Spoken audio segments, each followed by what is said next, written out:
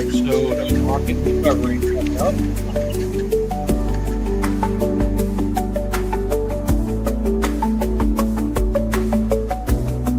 Crazy as it can happen.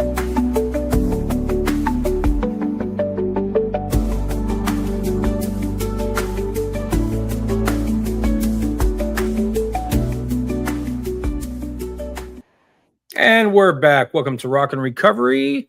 Your host, me, Jay. I've got a special guest. His name is Chris. He is a head coach, and we'll let him talk. Go ahead, Chris. Tell us about what's going on. Lots is going on, Jay. Appreciate you having me on. My name is Chris Rogers. I am the head coach of two programs, the Rebooted Teen and the Rebooted Parent programs. I am a head coach for those who are struggling with an out-of-control sexual behavior. So when we're talking about sex addiction, porn addiction, and all things within that ballpark, my specialty is helping young people just become more present and just give them the tools, resources, and encouragement and accountability to become the best person they can be. And I'm sure we'll dive into more detail, but I'm very excited to be here, and I appreciate the platform. Absolutely. On that note, I worked at a recovery house that was for sex addiction for like a hot 2 months or so. I was their house manager for a while in Colorado. Is the Begin Again Institute. Is a really good program. I guess they're nationally, one of the number one programs in the United States. And so, and he disappeared. So I'll be talking to myself again. I don't know. Paging Chris. Somehow we got disconnected. Well, anyway, I'm sure he'll be back. And when he does, we'll talk about him. So how's everybody else doing out there? For me, I am doing, there he is. Chris is there again. I'm like, and I'm talking to myself. Technology was not on our side. But anyway. No, literally, I'm like, he's here and he's gone. I know he'll be back, but that's okay. So go ahead, Chris. Tell us more about what you do. How's it really is a hidden addiction. It really is. Yeah, like my running joke, it's like the red-haired, stepchild of the compulsive addiction world. I mean, I can go in front of a group of people and say, through a system and through accountability, I was able to overcome alcoholism. People will be like, yeah, I was able to put the needle down. I never went back. Yeah, it's like, by the grace of God, by, a system and by accountability, I was able to walk away from porn addiction. What? Yeah. Like that becomes like, what's wrong with you? So what we try to do is just have open conversations, break the stigma, and help people know that they're not alone. How does that work with teens? And how can they be addicted to that so young? Well, I think for most of us, whether we are from a generation who started off with reading magazines, right? Or a generation like mine, when really kind of like the boom and the dawn of the internet and social media, when it truly became not just become a popular thing in the zeitgeist, but especially, teenagers in this day and age where it's not just the hot thing to do. Something like social media is the expectation. Like you're sort of born into a world where there's this, you're essentially expected to be a performer on a virtual stage, So there's a lot to cover there as far as the influence of the internet over young minds. But as far as how you find yourself into a porn or sex addiction, it's fairly insidious because some people, there's many reasons why there might be a stigma around that world, but not the least of which is it's kind of looked at with a bit of a misnomer. When we put the word addiction to it, people are like, just stop doing it. Or it'll be that in the same sense of alcoholism or drug addiction. Right. This is when I kind of get a little geeky, where there's substance-based addiction and then there's behavioral-based addiction. Right. So codependency. Yeah. So for all intents and purposes, I don't necessarily need alcohol or a drug to survive or to function in a given society. Right? Absolutely. But when it comes to, my sexual urges, in order to prolong the existence of the human species, I'm very much dependent upon, being able to control those particular urges. So when it comes to how do I get rid of sexual thoughts and things like that, particularly as a man, I'll spoil the ending for you. you won't. You don't. I remember, on that, I remember when my grandma first, I had magazines and I could buy them when I was less than a teen, Yeah. 13 or 14 years old down at I think it was the corner store or One Stop or something in my little town. And nobody thought twice of that, but I remember when my grandma first found my stash, it's like, ooh. Yeah. But that's the thing, right? Like there is, particularly on the West, there's a bit of like a taboo when it comes to conversations about sex, for one reason or another. It's a part of life. And usually, at least within the clients I talk to, it's a very common tale that their first teacher, essentially, when it comes to talking about sex and sexuality, was porn, you know? Mhm.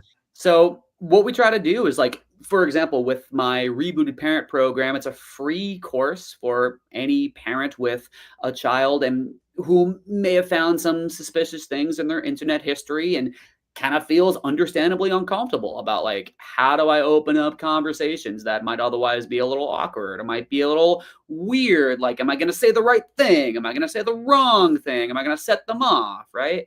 And it's just about just empowering parents to be like, hey, you guys are on the same team. You're the captain of the team, but Right. it's an attitude when you're talking to somebody, and this deals with really any world of addiction. When you're talking to somebody about it, it's not like me versus you. It's us versus the problem. You know what I'm Right. saying? So that's the atmosphere that we try to build in the program. And why is it so that, this addiction is more stigmatic, as stigma? There's more stigma behind it because of everything going on in the world. Uh, why is it so better to catch it young, like in their teen years, when, let's be real, it's so easy, Mhm. with the electronics and technology, it's so easy. Why is it so important to catch it when there's signs of it first, instead of going on in later life? Absolutely. Well, the thing that makes sex addiction, porn addiction such an interesting world, just with the way it impacts the brain, especially when your brain is still developing. People throw the word dopamine around, right? And Mm, of course, there's the fact that it's nowadays right in the comfort of your pocket, one click away, and you can see essentially anything you want to. So there is that sense of that immediate dopamine rush, which, as we all know, is like the feel good hormone, right? It's the chemical that's, in existence to help us be motivated to do anything. right. So there is certainly a surge of that. But what makes sex addiction and porn addiction its own beast is that the other chemicals that are kind of involved. So there's dopamine, but there's this secret chemical. I learned about this. I was like, oh man, it's called norepinephrine. So basically, it's like if dopamine is the spike, then norepinephrine is sort of like the photographer. So it's sort of like takes a Mm, snapshot of it and classifies it in like the library of your brain as like right. is important. So that's why you keep on going back to this particular thing. Ah, Some people call it like euphoric recall. So there's right. a place where it's like, all right, this type of thing is like proven to be kind of unhealthy for me. But you keep going back to hopefully recreate that high, recreate like the apex of that experience without sort of considering like the consequences. You know what I mean? Right. But then, of course, like there's prolactin, which is like that, oh, I accomplished something hormone. So it's like after you have an orgasm, like prolactin is released. So that is where that sort of like that, like surge of Hmm. sort of, and it's a particular cocktail of chemicals that surge that is just so interesting. And it can escalate, for example, with somebody like me. Um, to make a long story short, you name the type of sexual compulsive behavior, I've done the thing, and I'm gonna leave it at that. For me, one thing that I've come to learn is that the brain, as powerful as it is, can't tell the difference between a real sexual experience and a virtual one. All it knows is just Hmm. sensations. All it knows It is feels the same. exactly. All it knows is just that cocktail of chemicals. Yeah. So, however you get there, whether it's doing something with somebody in person or an experience online, it is. Yeah. So especially when somebody is young, it's important to catch it because we want to share with a younger generation that like, hey, porn exists, sex exists, but when it comes to the clients that I coach, my role as a coach is I can't tell you what's What to tell you? you know what Yeah, I'm saying? Like, that's not my job. We right. look at the facts together, like, all right, here's what's going on, like in your brain. But at the end of the day, what's important to you? Like, what Right. do you want? And what will it take for you to get there? And then, with all the facts kind of laid out in front of you while working on your own self awareness, it's to empower you and give you the blueprint to make your own series of decisions, a skill that Absolutely. take with them, especially when they move out of their house. Because it's like, you know, in the rebooted parent program, of course, we talk about filters, we talk about, like boundaries and things like that. But let's say your kid moves out when they're 17, 18, they go to dorm at college without your filters, without your boundaries. Will they have the necessary coping strategies to be able to kind of make healthy decisions for themselves? Got you. Yeah, it's like we can't expect them to be perfect, but at least do they have that baseline to fall back on? That's what we try to talk about and accomplish. So, what are some of the dangers of that addiction, of this addiction? Yeah, I mean, like, when it comes to, again, like that dependency on that sense of dopamine. I mean, for example, I mean, like, it's very, very common for, something like, not even to be able to have a meal, without like a sense of like stimulation. Like, I need to like Wow. do a certain task like while like watching a YouTube video or something like that. But even like diving into like the specific sexual nature, clients I speak to like won't even find arousal anymore with a real person. Wow. It is either that particular cocktail of chemicals and to the point where you're no longer thirsty for anything else. It can get to that level. That's an Is it more like a desensitization to it, or just normalizing it, or what is it about that you said they can't uh, experience it other than one way? Mhm. Is it just because they're so used to it that way, and the chemicals in the brain react to it this way, or they get so entranced or enthralled by it, and then you get that euphoric feeling that you don't know any other way. It's all the above. I mean, any world of compulsive behavior, it's a matter of conditioning, to the point where, again, we've sort of wired our brain with enough repetition of a particular swig of that cocktail, right? Right. And to the point where anything that's not that almost feels foreign. So that's kind of why I call the programs like rebooted, like teen and rebooted parents, kind of like rewiring your mind kind of back to Hmm. factory settings in a way, learning how to sit with yourself in a way that's no longer dependent on excess stimulation, that's no longer dependent on, like a glorified, glamorized, filtered version of what sex and sexuality are all about, So there's man, once you go in, like it's such an interesting world because again, it's not a beverage. It's not a material. It's a feeling. It's a feeling. Yeah. Yeah. Yeah, that's dangerous when you start talking about feelings, because that could lead to whole other problems, you know, because let's be real, feelings ain't facts, but our body tells us different all the time, Hmm. you know. And how do you break that cycle with teens so early? And let's say adolescents, even if they get early adults, how do you break that cycle and show them, hey, it's better off if you do it this way? How does that work? Well, the first thing to do is really address that sense of shame. I Mm. mean, a lot of parents that I would speak to, some of their first questions is like, how do I, get my kid to stop watching porn? They'll talk about like, oh, like I punished them, like, oh, like, and I'll be like, okay, okay. What's the overall goal? That's kind of the question that I sort of open up conversations like that. It's like, what's the goal? Like, what are we trying to teach them? Are we trying to teach them that sex is bad, or is it that sex has a purpose? So essentially, Well, if you're Catholic, sex is bad. Oh.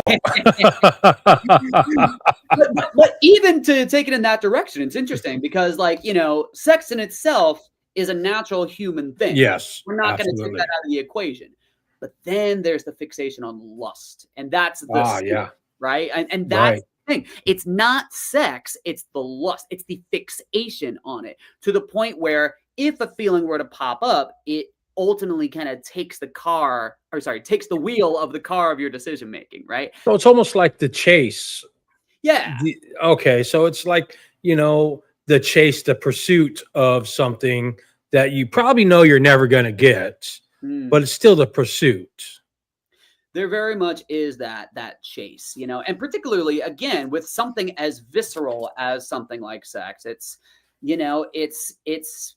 the most like human way to connect with somebody. It's the most human way to express something. Like it's the to be fixated on that, and to the point where it's become so normalized, particularly with high speed pornography, like Mhm. the level of exposure, especially early on in somebody's life, it can leave their perspective on sexuality, their own bodies, relationships in this sort of jilted funhouse mirror type of way. So we want to really, really dig into the reality of the situation. It's like, okay, this is its own thing, and this is what like sex is. Like they're not mutually exclusive, sex and pornography, right? Because, let's say like a child like watching a horror movie, like an adult with life experience behind them and knowledge of what's going on, they know it's just a movie. A kid only sees monsters,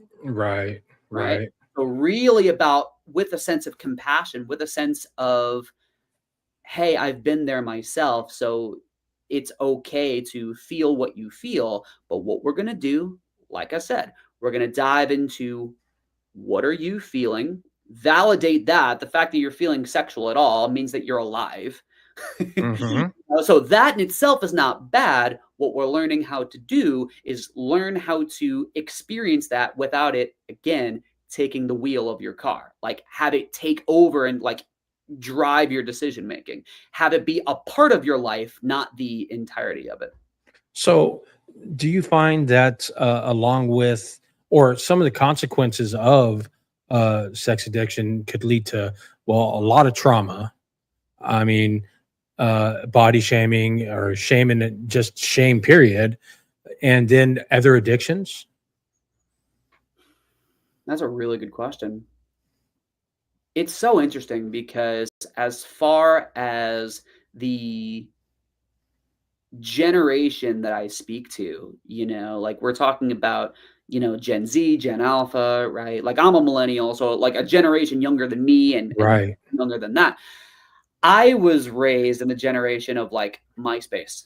right. When social Absolutely. media was just becoming a thing. But again, we're talking about a generation who, first of all, are spending their formative years, in the middle of a pandemic when everyone's Hmm. separate. And, here we are telling them to like, hey, experience the world outside of a screen. But meanwhile, during that whole time, school was on. Here's something. Yeah. Here's a screen. Go entertain yourself. Exactly. But not Right. entertain yourself, but this is where all of life is. This is Yes. where school is. This is how I see my friends. This is how I see my family. So to a mind that's still really discovering the world, to somebody who is trying to help somebody out at that age with all the best intentions in the world, we as an older generation first got to understand using the phrase when I was your age Mm, doesn't apply.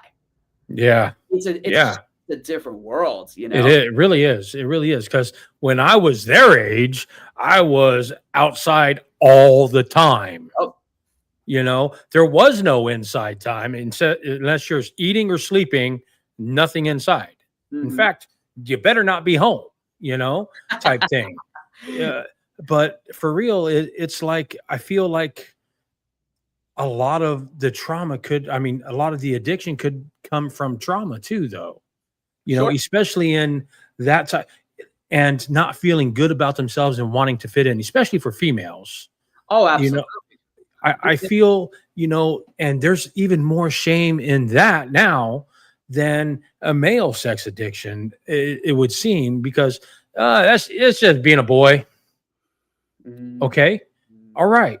But if it's a female, oh, then she's dirty, she's unclean, she's easy, she's whatever other names that I could come up with to fit that subject. And we all know those words. I just choose not to use them, it's all you good. know.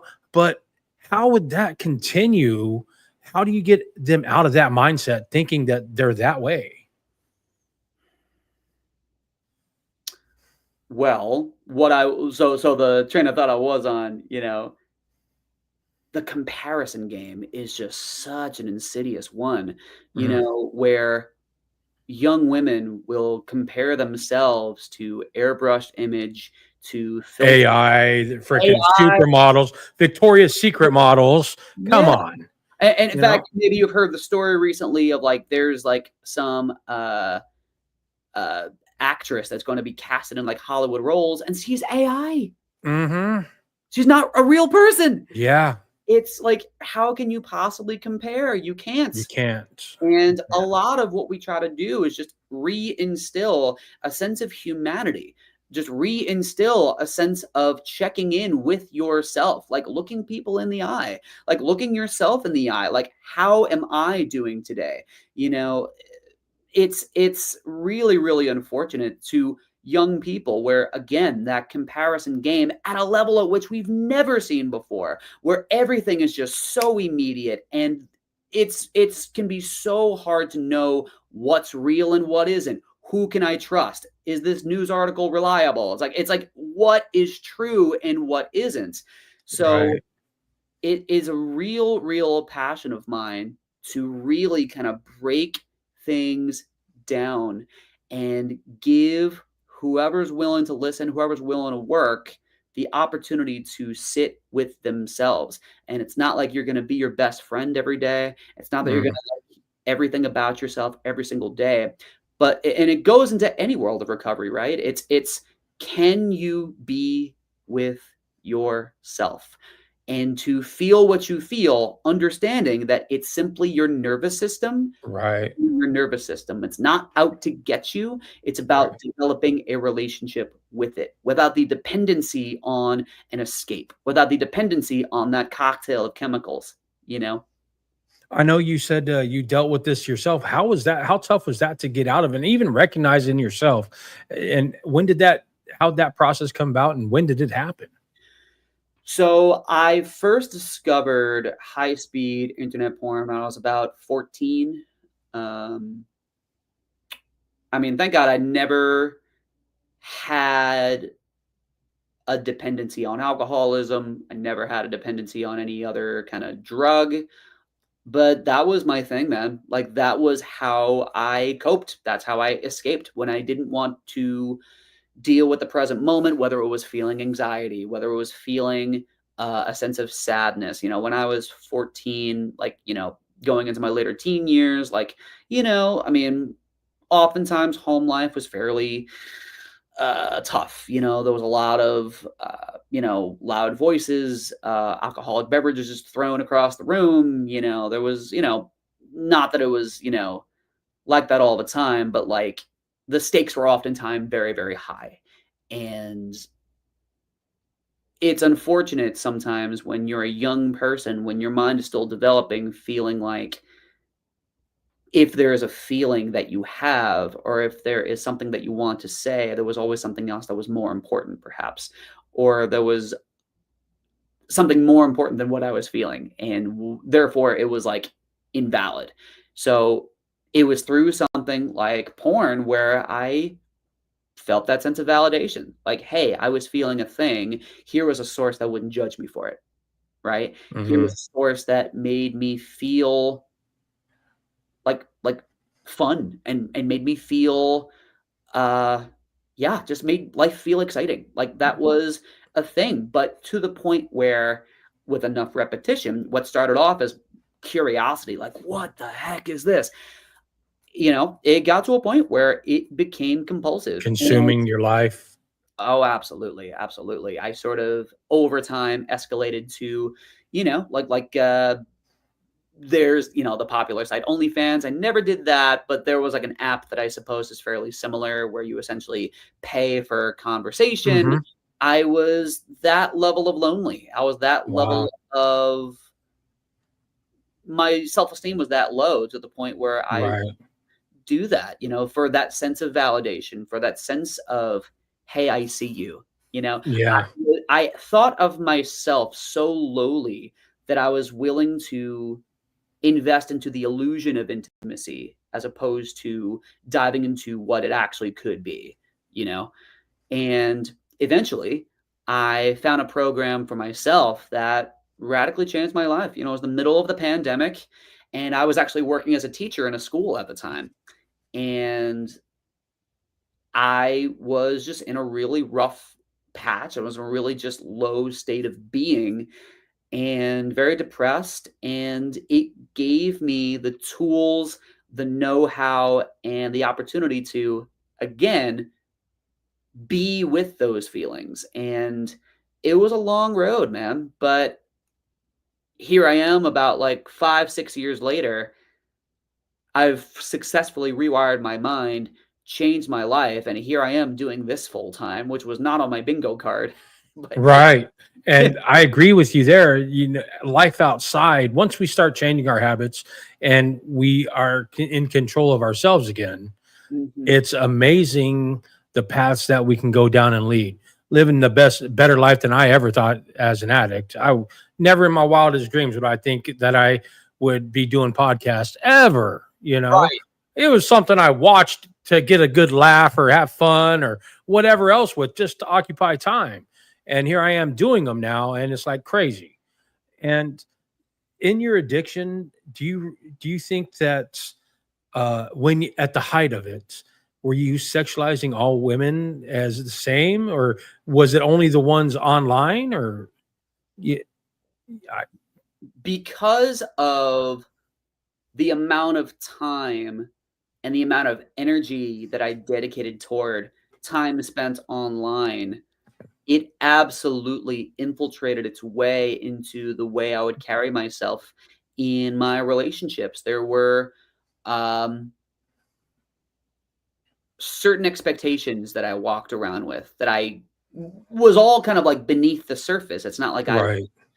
realizing them consciously, but that sense of immediacy, like just Hmm. because like I said sorry, everything is suddenly okay, or just Right. because like you know and that's the thing too. I mean, like, something like addiction, it's self-serving in nature, right? And particularly something like pornography, it certainly conditioned me at the height of it to really approach relationships with a self-serving mentality. It's like, you go again, going back to the power of the brain, but its finite nature. It cannot tell the difference between a real sexual sensation and a A fictional one. fake one. Yeah. So you go into a session, right, with no sense of caring for somebody else. You're just there. Mm. I'm gonna get what I want. Almost like a narcissistic type attitude. Very much so. Right. Again, very self-serving. As Like long as I get it, I don't care. there it there it Yeah. is. And if I'm being completely honest, a lot of that attitude followed me around. Yeah. And even in ways that had like nothing to do with sex. It's just that overall mentality. As long as I get what I want, I think we're good here. So, Yeah. so in the work that I had to do, I mean, I'm more than sure that you're aware. I mean, when it comes to the world of recovery, yes, like doing away with an unhealthy behavior is a major part of it. But Yes. real Finding new healthy habits exactly. is where it's at. Finding new coping skills is where it's at. Yes. And do you think the overwhelming easiness of the sex trade in general, online, in person, in real life, or online, is contributing a lot to it in the younger people? I mean, Well, you've got like Cornhub, freaking OF, you got Triple X Vids, you got all these, and they're making it fun. Like what was that one? Fake Taxi, uh there's all these other ones that would make it seem like it's fun to do, you know, kind of like alcohol. You always see alcohol in commercials as something to help you have fun. Mhm. You know, the people that are partying and all this other shit and probably alcoholics are having fun and getting the girls and doing all this other thing. Do you think that the online industry contributes a lot, or just the industry in general contributes a lot to that addiction? In my experience, it absolutely skewed my expectations as far as what I should expect from a woman and Right. what women expected from me. I mean, let's just be the most real. It's like, if, certain body parts were in a certain size, then like then why bother enter the room? You know, Right. you know? And yeah, it absolutely skewed expectations as far as like the uh again, like what life was like, especially when you're super young. When you're so much like a sponge, you're learning the world around you and you're taking it all in really for the first time.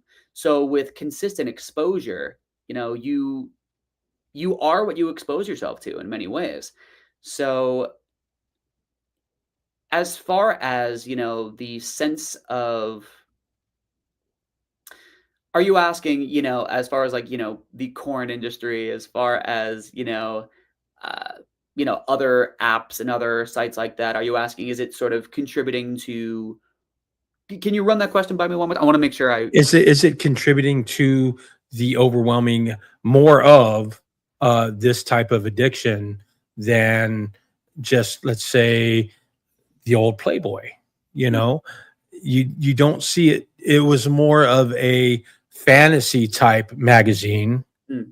and now you've got the all these other sites that are like uh, not only sexualizing women but making it so it looks fun. You know, Sure. I mean, think of it this way. I mean, like, whoever, created, the first time internet pornography became a thing, is an absolute genius.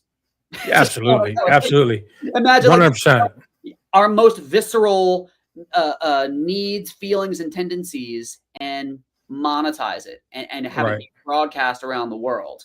It's genius, and it works, So it let me ask it this way: if it wasn't for that, hmm. if it wasn't for online and the ease of access of it, do you think you still would have gotten addicted to it so easy?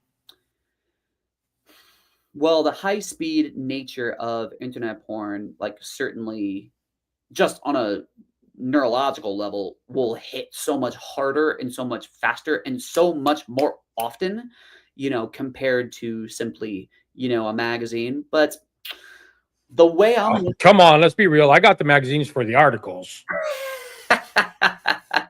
yeah, I was there for like the reviews. Yeah. Yeah. Oh man, oh man. But who's to say? Honestly, it's all I can truly speak to is what I experienced was again in my particular generation, it was just like the rise of social media where there's this illusion that you have access to all these famous people, like them, right? Like you're building a relationship with them at the rise of internet porn. So it's like that type of conditioning meets a sexual aspect of it. It's a very interesting turn of events and combination of things. And that's kind of where, OF kind of comes into play. Because internet porn, it's really interesting because there's that mental manipulation. So again, your brain thinks it's having an actual sexual experience, but then you add something like OF, then there's that plus the emotional manipulation. Gotcha. Then there's the conversation. Then there's Gotcha. the relationship where unbeknownst to many people that, buy into something like that, they may not be even be interacting with the person that they think they're interacting with, Mhm. you know? So Yep. it's there's a lot of stuff to consider. So yeah, have to just simply know what porn is. That's why I like sexuality is over here and porn is over here. right? So let's say you have already a pre-existing personality disorder, whether that be BPD or bipolar or ADD, ADHD, any of those. Do you find it easier for those people with already uh, a personality disorder or a personality condition to even a codependency? Do you find it? Do you find there's more addicts to porn, or that it's easier for them to get addicted than a person with no pre-existing condition? I would absolutely argue that somebody with, for example, ADHD, whose relationship with a chemical like dopamine and, just the way their prefrontal lobe is constructed, they are more susceptible to falling into a porn addiction, given, the level of stimulation that they're already dependent on or they're already conditioned to receive. Um, it's somebody like that who it can be very easy to kind of fall into a pattern like that because of the way that high speed internet porn caters to a mind like that. Yeah. So what do you think needs to be done overall to bring more awareness to this type of addiction and even to combat it? Step number one is self awareness. I mean, that's really the role of any world of recovery, right? It's who are you, what makes you tick, and what do you really want? There's a great book that's right on my shelf over there. It's funny you said break the cycle. The book is called Breaking the Cycle. Highly recommend it. The author's name is George Collins. He's a sex and porn addiction counselor, and it's a bunch of tips, tools, techniques from his own practice and his own experience with the addiction as well. But there's this scene that just really stuck with me. There was a moment in time where he's in between clients and he's waiting for his next client to arrive, and all of a sudden he starts feeling triggered himself, and he just starts like kind of going through the motions of like tools and techniques that he's learned. And there's a scene where he's kind of like sitting in his big brown leather chair, kind of like grasping onto the handles of his chair, and he starts repeating to himself over and over while breathing deeply, what is this really? It's a really interesting question. What is this really? It's like beyond this first level need to experience an orgasm, or within this first level need of acting out right now, what do I really want? What am I trying to run away from?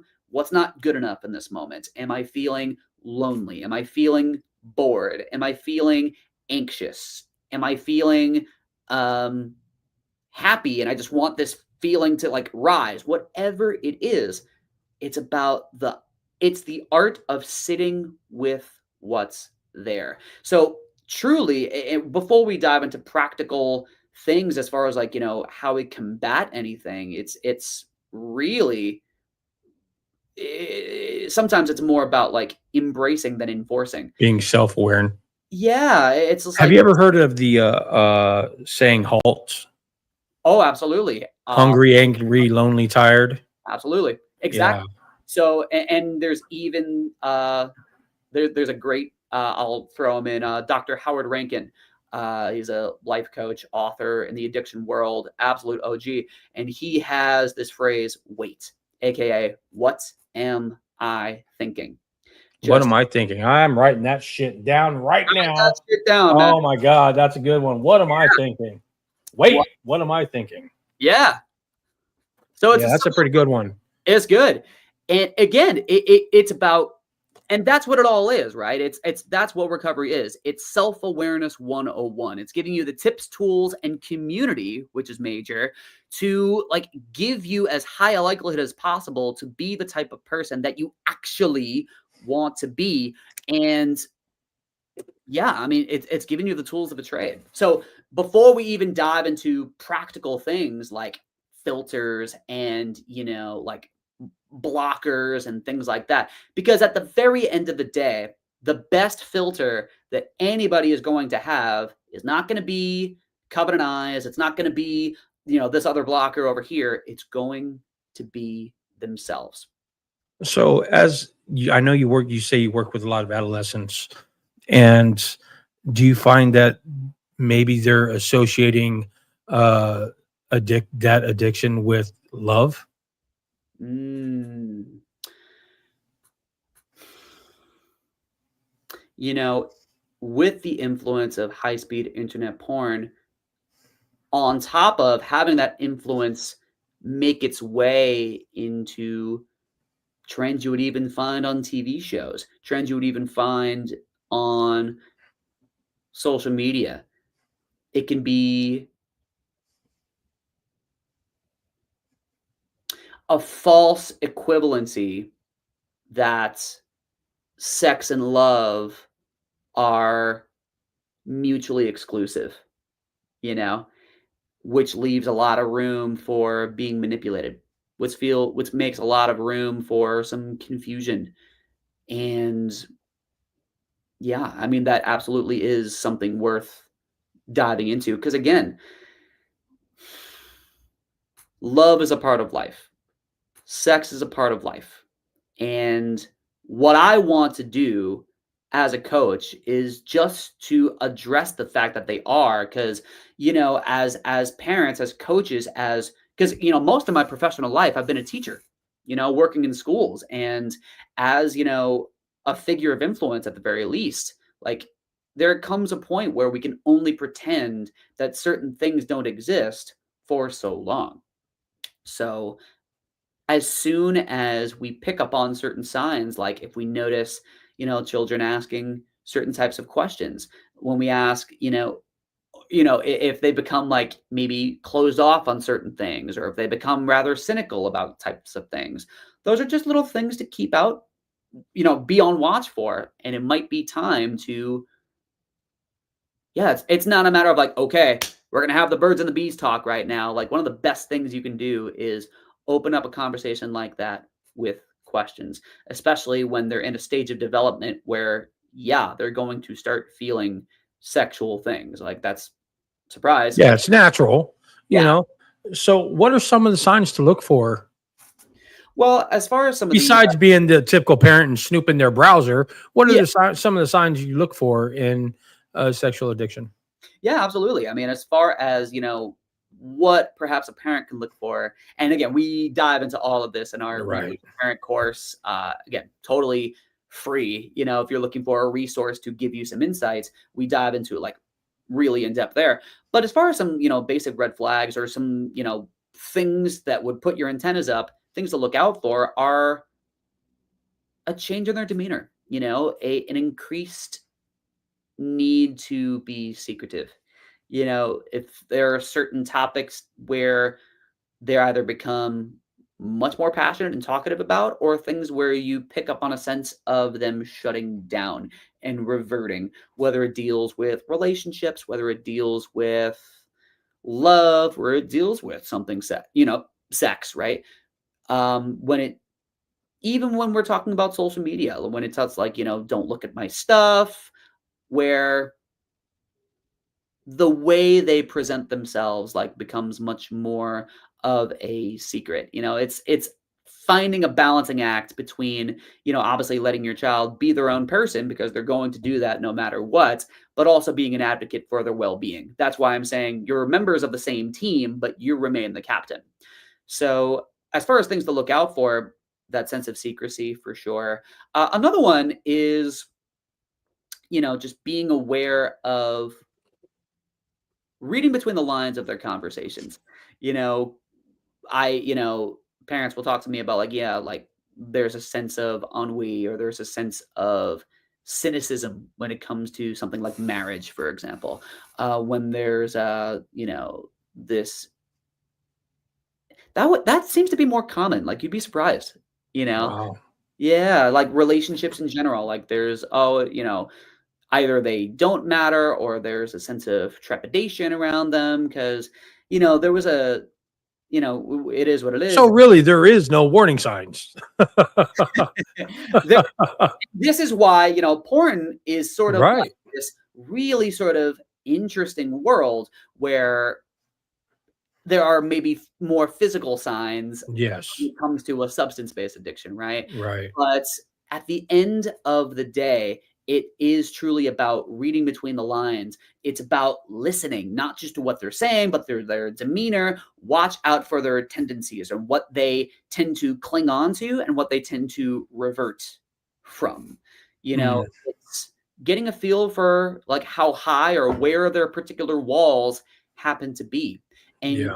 provide the atmosphere and the space to remind them that they don't need to have walls up, because it can be so common, even with the best of intentions in the world as their parent, to be like, you need to talk to me, this is unacceptable, how could you watch this filth, kind of going Right, right. based approach. Don't make them feel more shame. Yeah, because any type of addiction doesn't respond well to that, because Right. and that sort of forms that dynamic where it's like child versus parent. Yeah. It's like my way versus your feelings, Right. and it's not a matter of, okay, we're going to let you do whatever you want. It's a matter of the power of open conversation. But the first thing that has to happen is, as the parent or guardian, to be open to having types of conversations yourself, Hmm. you know, because Absolutely. so there has to be the willingness to engage on your end as well. It's one of those things where it takes two to tango. So the child is secretly cheering for you, Hmm. because you think that, They know something's wrong, oh, absolutely. and Like, they're just like, please be the parent and fix it. yes, of course. Because again, like that's a common thing. It's like, oh, they won't listen to me. They won't do what I say. No, they will. They will. We all listen. I was a rebellious teen. We've all had situations like that, of course. But in many ways, if there's anything that I've learned, they are secretly cheering for you. Absolutely. You know, Absolutely. they want. Like, please stop me from doing this stupid thing that I know is gonna suck. Yeah. So it's answering that call. So are you yourself? And this is why the program exists, because again, it can be a certain type of conversation when we're talking about, alcoholism, when it talks about like certain drugs. It's not to negate or undermine the seriousness of those conversations. But again, when it comes to something like porn, when it comes to something like sex, because it's so visceral, because it's so a part of our lives, this is why, like, how can you be addicted to something like sex? And some, idiot would be like, oh, I wish I was addicted to sex. Yeah. Like, you don't know, you know? Right. An addiction is a terrible thing. It doesn't matter what type of an addict you are. When it consumes your life Right. and literally runs your life, Mhm. then it's something that's terrible.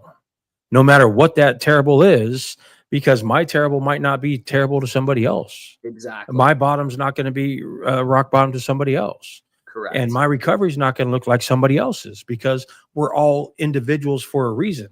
Mhm. Let's be real. If we could only color with one crown for the rest of our lives, that'd be pretty boring. Nobody want to be coloring. Exactly. You know, Exactly. there's diversity and uniqueness in everybody for reasons, because Yeah. none of us are going to be built the same. If I'm talking to the same people daily, I'm lead a pretty boring life. And I completely agree. I mean, like, we're all it's such a lame cliche. We are, especially in the world of just the way your brain is, it is its own snowflake in that sense, Yeah. But particularly, but that's my role as a coach, right? Like, that's what I'm so passionate about. Like, I want to know who you are and what it is that you want. What Yes. do you want when Right. you're in that chair? What is this really? How do you tick? And I want to give whoever's willing to listen and whoever's willing to work that facilitation. It's like, okay, let's build this blueprint as a team. It's like, if we have like a T chart on, like, okay, if we have at the top of your paper, right? Like, what is your standard? Like, what is the type of ideal end result of this process? It's so funny. Like, I used to work as an elementary school music teacher, right? And there was a common phrase in the teacher world, and that phrase was, "Don't smile till Thanksgiving." What what that actually means is standards and procedures. Standards and Right. procedures. Drill it in. That is the most important thing. So that way you're not like, reminding students of the rules in like March and April.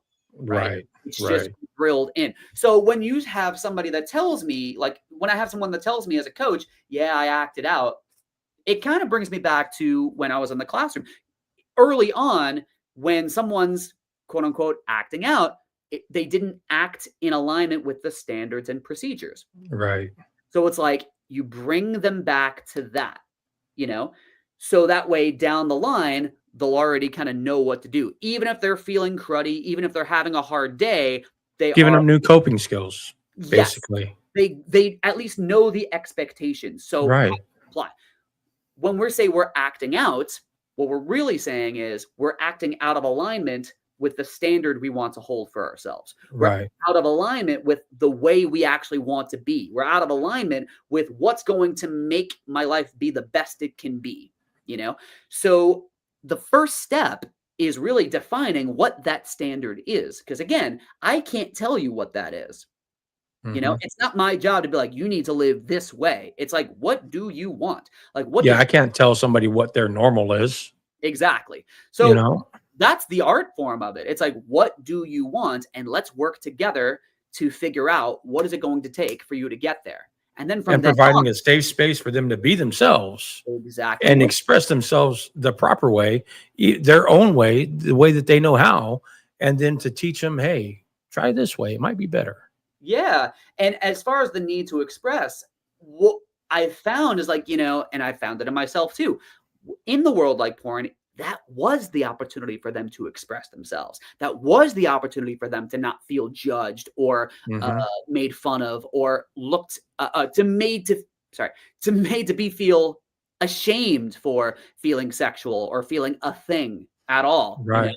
And taking that and especially when a world like that, while it's provided that sense of solace, has proved to be unhealthy in other aspects of their lives, whether it's their school performance, whether it's, if they're, much older, it's just like affecting their focus in their careers and their jobs and their families, in, the way they show up, their own physical health, but it's about taking that supportive atmosphere, but instead of pouring into what keeps them isolated, pouring into and investing in what will keep them healthy. What do you want? Because true recovery, I mean, I know it's again, moving away from a certain behavior is part of it, but recovery is, being as intentional and as consistent as we can to being the type of person that we always want to be, with that sense of Right. accountability, with that sense of community, and with the tools and techniques to build that foundation so that when you're feeling out of alignment with the person you want to be, you have that You foundation. can regulate. You can Exactly. get yourself back into alignment. New coping skills. It's not that we know how to cope with it the wrong way. Yeah. We're learning how to cope with it the right way. It's so Not funny. saying that I won't ever cope with it the wrong way. I never will. But there's certain times and instances that I might never cope with something the way I should, Mm, you know, but I know the proper way, yeah. you know, In a way that actually aligns with the person that right. you want to be.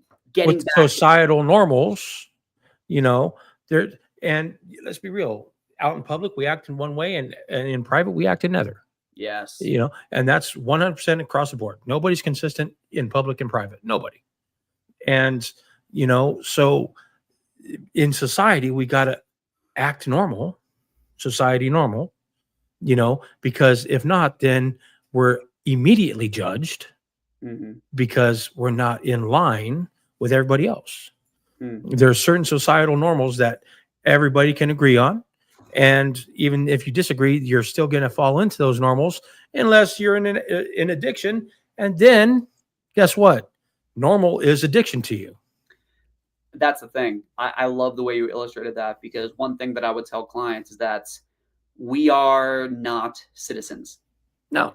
What that means is, especially when you're a younger person in this day and age and comparing yourself to the glamorized, blitzed up, filtered lives of, certain influencers, celebrities, whatever,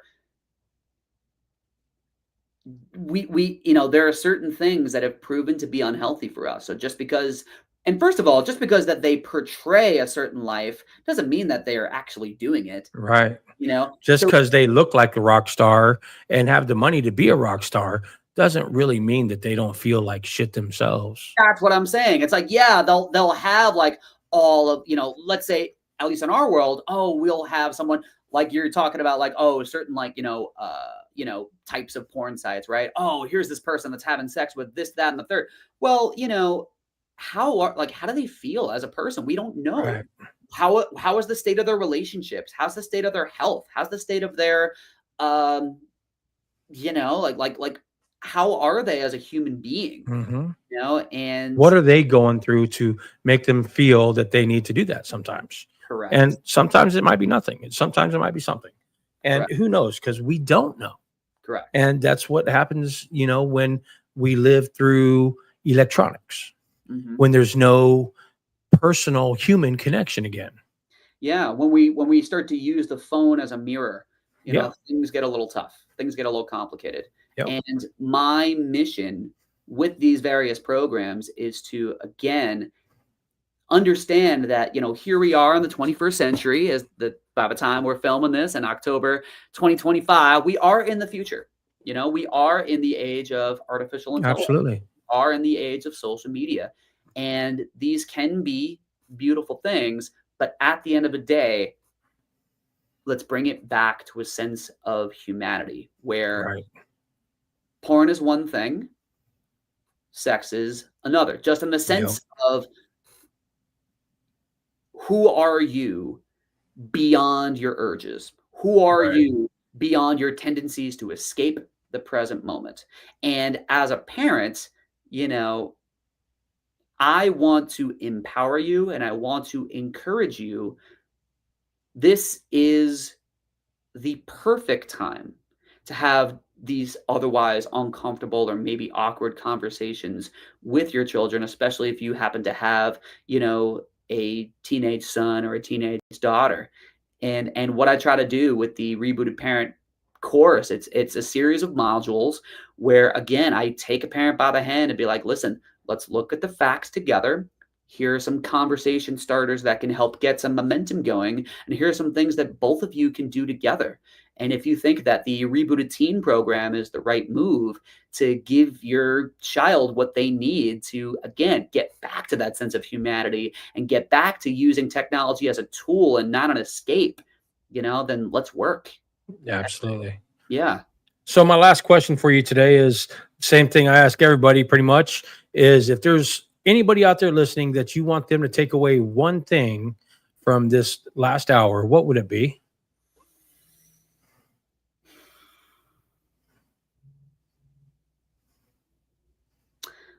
That's a beautiful question, man. Because anybody who's listening, odds are they have a history of compulsive behaviors, or perhaps they know somebody who does or did, right? And the first thought that comes to my mind, it's oftentimes said, but you're truly not alone. Honestly, like I've been there, Jay's been there, and what we both are passionate about is spreading the word about breaking the stigma. And to anybody who's willing to work and listen, we want to give you the community. We want to give you the tools. We want to give you the reassurance that there is help, that there is hope, that there are people who care, particularly those who have been there themselves, myself included, Jay included. And it's our mission to be there for you, you know?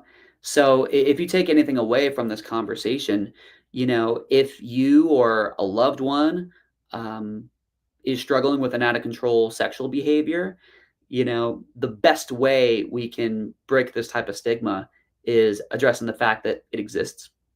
And community is the antidote to isolation. So in the household, I want to encourage you to foster that sense of community. And that's what the Rebooted Parent Program is all about. You can discover more at rebootedteen.com for the free modules. And the Rebooted Teen is my magnum opus. I'm very excited about it. And if you feel it's the right time and the right move for your child, I would be more than honored to work with them and alongside you to give them what they need and give you the confidence that you need to remind you that you're doing more than you think you are. You know, parents are rock stars. And if I can do something to remind them of that, to assist them in that, and to give them the tools to demonstrate that, because, you know, you can have the best athletes in the world, but they still have coaches, right? So I want to be that coach. So there's help, there's hope, and it is my honor to help provide it.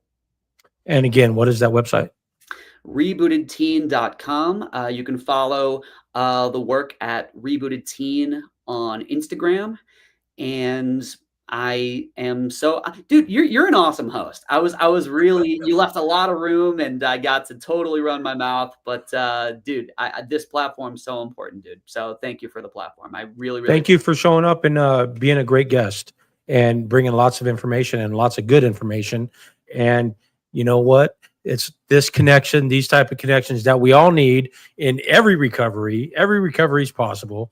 And that's just another way that I can give back, you know, and that's all it's about. Just knowing that people can recover and we recover out loud. Yes, sir. Because there's no shame in recovery, none. And here I am to tell it and preach it to the world that I will recover. And if I can do it, so can anybody else. And that's our show for today. So thank you, Chris, for showing up. And that's another episode of Rockin' Recovery in the books. Keep rocking your recovery. Thank you, Chris. Thank you, Jack. And